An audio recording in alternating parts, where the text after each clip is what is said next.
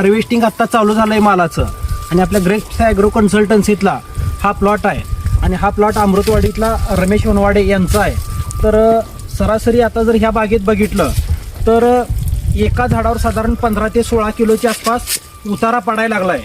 आणि ही बाग आता काका सांगतो सगळं हे करून माल चांगला पडला आहे आमचा. आणि उतारा याचा गेलसाली जरा कमी पडला आहे, जरा जास्त आहे. पहिल्या वर्षी आणि तिथं जास्त होता, दुसऱ्या वर्षी जास्त, तिसऱ्या वर्षी आणि आहे.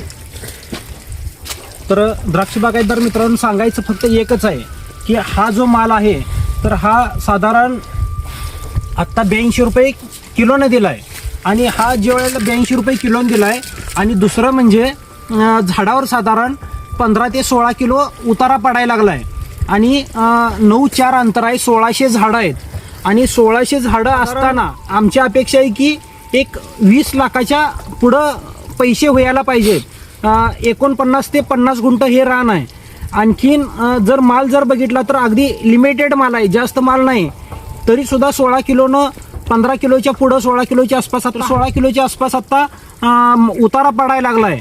आणि 82 रुपयाने हा माल दिलेला आहे. तर द्राक्ष बागायतदार मित्रांनो माल कमी असताना सुद्धा चांगला माल निघतोय. आणि जर ह्या बागेचं सरासरी जर बघितलं तर आता 4थं वर्ष आहे.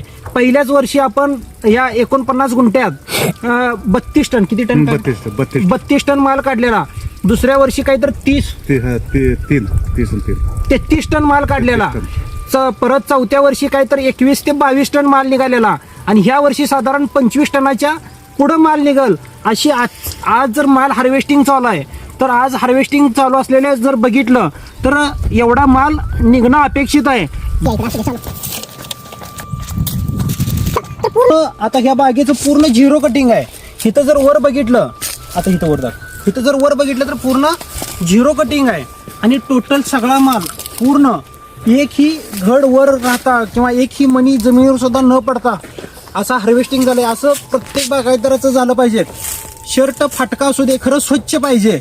तसं या बागेचं किंवा सगळ्याच बागांचं काम असं आहे की माल ही चांगलीच झाली पाहिजे.